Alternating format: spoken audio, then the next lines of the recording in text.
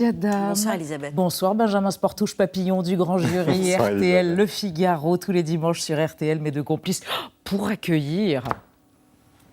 Merci. Bonsoir. Non, là, on dirait Matt Dillon. Bonsoir. Bonsoir, merci. Merci de venir sur le plateau de 28 minutes pour évoquer un film, Yao, que vous avez coproduit, dans lequel vous interprétez Monsieur Tal, et un film qui est sans doute, peut-être parce qu'il s'agit de remonter à la source, le plus précieux de votre histoire filmographique ? Oui, peut-être bien. Ouais. Oui, peut-être bien. Ouais, parce qu'en fait, c'est peut-être le plus assumé. Peut-être que ça arrive à un moment aussi dans ma vie, votre mon âge, mon existence, 40 années maintenant. Oh, c'est long. Ouais, ça commence à faire un moment que je suis sur cette blanche. planète. Et puis après aussi l'expérience d'acteur, ça fait en vrai que 6 ans que je fais ça pleinement.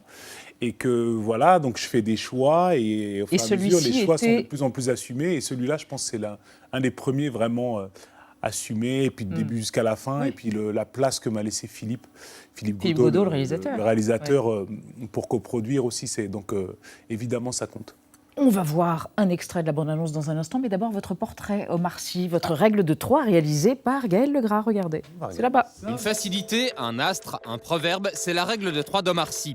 La facilité consisterait à répéter ce que l'on sait déjà par cœur. Les débuts, Trapp, Jamel Debbouze. Pas parce que t'es grand que tu me fais peur, hein. Nicolas Anelka, Radio Nova, Canal+, Omar et Fred, ben alors tu viens plus aux soirées, blablabla, bla bla, le cinéma, Nos jours heureux, Toledano Nakash, Intouchable, 19 millions et demi. C'est un truc qui nous a tous dépassés. Un César, personnalité préférée des Français, Samba. Ce qui me plaisait dans ce film-là, c'était mettre de l'humanité dans tout ça. Chocolat, des dessins animés. Savez-vous, il y a des boules pralinées fourrées au frigo. Hollywood, des X-Men. C'est fou, je suis content. Des dinosaures, etc. Mais n'y revenons donc pas, puisqu'on sait déjà tout ça par cœur. L'astre auquel beaucoup l'associent est le soleil. Qu'est-ce qui émane de lui tout de suite?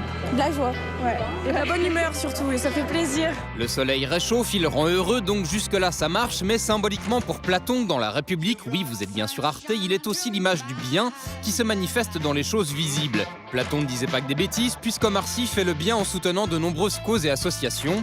Il parraine C'est que du bonheur, fondé par sa femme Hélène et qui vient en aide aux enfants hospitalisés.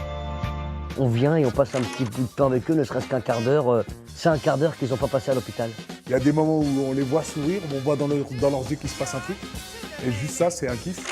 Et on se souvient également de son appel aux dons pour soutenir les Rohingyas depuis un camp de réfugiés au Bangladesh. Il y a certains qui ont besoin de lumière, certains qui ont besoin de chaussures, de médicaments, un tas de petites choses comme ça. Et ça, on peut le faire.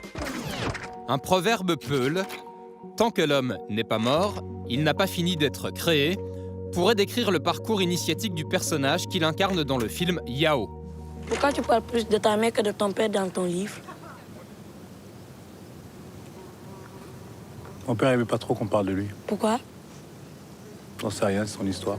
Film dont il dit qu'il est le plus impudique et qui est dédié à son père, Dembassi, avec qui il a entrepris un voyage important et fondateur au Sénégal à l'âge de 19 ans. C'est bien ce portrait. Omar Sy, c'était en 2012 et vous disiez à propos de votre mère, je lui dois tout ce que je suis, c'est elle, son amour c'était de l'engrais. Et là, 2019, vous avez déporté votre intérêt, vos interrogations sur le rôle du père, la fonction paternelle d'une certaine manière, avec Yao, ce film, à travers Yao. Non, en fait, c'est que cet amour et ce respect pour mes parents, il a toujours existé. La reconnaissance pour mes parents, elle a toujours été là. C'est juste que je l'exprime aujourd'hui pour mon père parce que je l'ai fait pour ma mère. Mais il y a quand même dans la voiture, dans le film, la voiture derrière, il y a écrit « Merci maman » quand même. Elle n'est jamais bien loin. Non, c'est juste que je l'exprime aujourd'hui pour lui. Mais non, c'est un tandem de toute façon. Hein. Ils travaillent bien ensemble et ce que m'amène pas l'autre, c'est l'un qui le fait. C'est voilà, ils sont très complémentaires et ils sont merveilleux. J'en profite pour le dire. Dit-il avec une pudeur non feinte. On va regarder tout de suite un extrait de la bande-annonce de Yao. Bienvenue au Sénégal, monsieur Tal. Merci beaucoup. Le moment, en fait. Monsieur Tal. Monsieur Tal, une signature, s'il vous plaît. Mon nom, c'est Yao. Tu viens d'où? Canel, monsieur Tal. Je suis parti tout seul. C'est où? 387 km. Tout seul. Et comment tu vas rentrer? Je sais pas, monsieur Tal. S'appelle comment ta ville déjà? Canel, monsieur Tal. Je t'emmène. Dis-moi, patron, elle est où la terre de tes ancêtres? aucune idée. C'est pas grave, on va trouver. Non, j'ai un avion demain soir, moi. Il est où? D'abord, on va manger. Mais non, je t'ai dit, moi, je dois être à Dakar demain soir, j'ai un avion. Ça se sait pas. C'est lui qui nous a plantés, t'as bien vu? Oui, mais j'avais fait à manger. Ça se sait pas. Bon, allez, mets ta ceinture. Il y en a pas. Et voilà, Yao qui sort le 23. Benjamin. Vous avez dit que c'était le film le plus impudique que vous aviez fait jusqu'à présent. C'est vrai. Pourquoi vous avez souhaité justement le coproduire? Pour garder cette pudeur, pour veiller à ce que toutes vos émotions soient fidèlement retranscrites? Peut-être bien, ouais, mais ça c'est même plutôt à l'envers. C'est-à-dire qu'à partir du moment où j'étais très présent, que Philippe me laissait assez de place pour être justement aux endroits où on décidait, participer à toutes les discussions concernant le film, ça m'a permis d'être beaucoup plus libre sur ce film et donc du coup peut-être me permettre les choses que je ne me permettais pas avant sur le plateau et dans le jeu. Et donc ça s'est plutôt fait dans ce sens-là. Mais oui, c'est en tout cas le fait d'avoir une forme de contrôle, si on peut appeler ça comme ça, m'a permis de me lâcher un petit peu plus. Ouais. Mine de rien, les ancêtres, l'invisible, le temps, la foi, la tranquillité, l'osmose avec la nature, il y en a des choses qui sont envisagées, explorées dans le film. À commencer par l'identité d'ailleurs. Il vous dit, le génial Lionel Louis Basse, donc le petit garçon qui joue Yao, ce qui veut dire jeudi d'ailleurs, il vous dit à un moment donné, mais t'es pas français toi, t'es un bounty? Oui, c'est ça. Balance ça à la gueule. Ouais, c'est quoi un bounty? Un bounty, on connaît cette barre de chocolat avec de la noix de coco à l'intérieur. La noix de coco, c'est blanc. Noir dehors, blanc dedans. Voilà, noir dehors et blanc à l'intérieur. Mais cette scène-là, elle est aussi pour raconter, en fait, ce qui était intéressant avec ce personnage-là, c'était de raconter le retour dans l'autre sens. Mais le retour dans l'autre sens, c'est quelque chose qui n'a pas vraiment beaucoup été évoqué. On parle beaucoup de l'Afrique vers l'Europe. Mais de l'Europe vers l'Afrique, on ne le raconte pas. Et ce qui se passe pour nous, les binationaux, on va dire, c'est qu'on subit du racisme des deux côtés. Et cette scène-là, c'est du racisme, en fait. C'est que t'es pas d'ici. Vous, dans la vraie vie, hors film, c'est quelque chose que vous entendez? On vous a déjà traité de bounty ou de traître? Ou de traître? Oui, ça se peut, bien sûr, ça arrive. Le racisme, il est de toutes parts. Et donc là, c'est pour raconter ça. On n'est pas forcément vu comme des Sénégalais quand on est d'origine sénégalaise, quand on rentre au Sénégal. On est chez soi nulle part. A fortiori, un personnage comme celui que vous jouez qui arrive nimbé de sa gloire. Exactement. Mais une gloire acquise à l'étranger, c'est-à-dire en France, en l'occurrence. Donc, fils de tailleur, mais fils de tailleur. Mais fils de tailleur, voilà. Ouais. Mais ça, c'est, quand on le voit, c'est pas ça qu'on voit.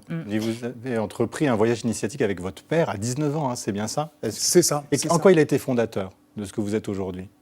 Ben, je pense que c'est un peu le voyage qu'on raconte sur Saïdou aujourd'hui. C'est peut-être, même si j'avais été au Sénégal auparavant, j'avais peut-être plus de maturité pour être conscient de tout ce que j'étais en train de traverser.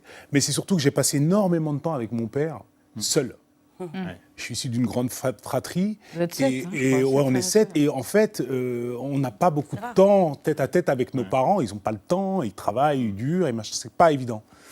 Et là, c'était la première fois que j'avais du temps avec lui. Et c'est long, on s'ennuie, il n'y a pas d'autoradio.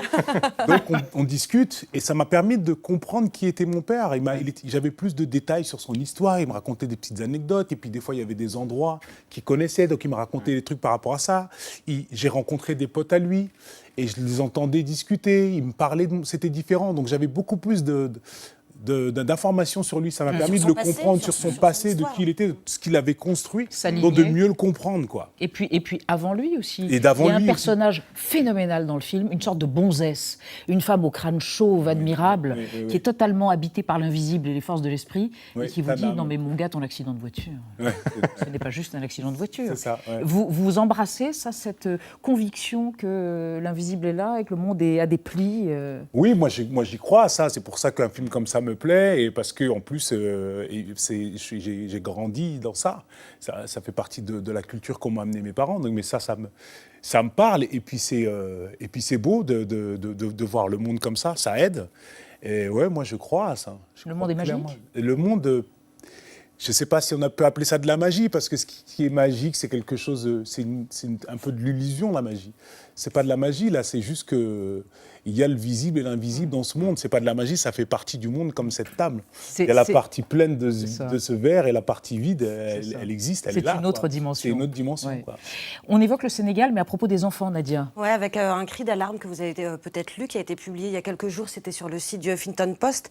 Il a été publié par une jeune fille qui s'appelle Caroline Pastorelli. Elle revient revient tout juste d'une mission humanitaire auprès d'enfants au Sénégal. Et dans cette tribune, elle décrit de manière très précise comment les droits des enfants, de certains enfants, sont bafoués. Elle parle notamment des talibés.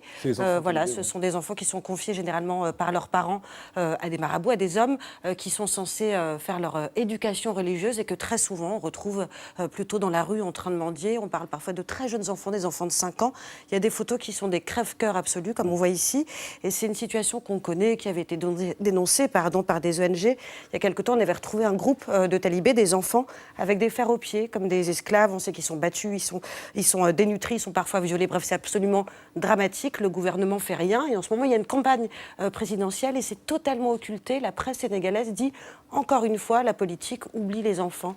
Vous n'êtes pas du tout avare d'engagement. Est-ce que c'est une cause que vous pourriez soutenir, ces enfants qui sont effectivement aussi des invisibles qu'on voit? Bien sûr. Non, ils ne sont pas invisibles, on les voit. Hein. Ils sont très présents. On fait comme en fait, si ils font tellement partie du décor que maintenant c'est intégré. Ils font partie du paysage. Aujourd'hui, c'est très intégré, mais il y a énormément d'associations qui s'occupent des enfants talibés. Il y a beaucoup d'associations que je connais qui prennent les enfants talibés en accord aussi avec les marabouts maintenant pour pouvoir leur donner une autre éducation. Parce qu'en fait, ce qui se passe, c'est que pour les marabouts, ces enfants, c'est une source d'argent, en fait. Et à partir du moment où on arrive à combler ça, c'est une association qui a réussi à faire ça et qui a réussi à être en entente, combler on va dire le vide financier, enfin la perte des marabouts pour pouvoir les sortir de là. Mais c'est quelque chose qui va être très difficile à faire, mais ça commence en tout cas. Ouais, ça commence et ça passera pas par la politique. Je pense pas que ça puisse passer par la politique. C'est tellement ancré dans la culture, c'est tellement quelque chose de culturel que ça, le président qui va arriver à faire ça, il peut pas être sénégalais, donc ça ne arrivera jamais. C'est embêtant, il y aura un problème d'ingérence là. Merci Omar Sy. Merci à vous. D'être venu évoquer Yao, et pas que Yao, le 23 janvier. C'est exactement ça.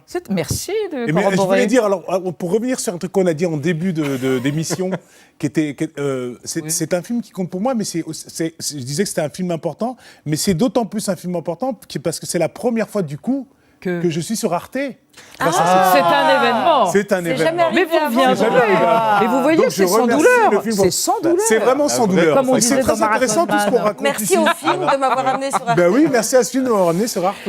On passe au débat.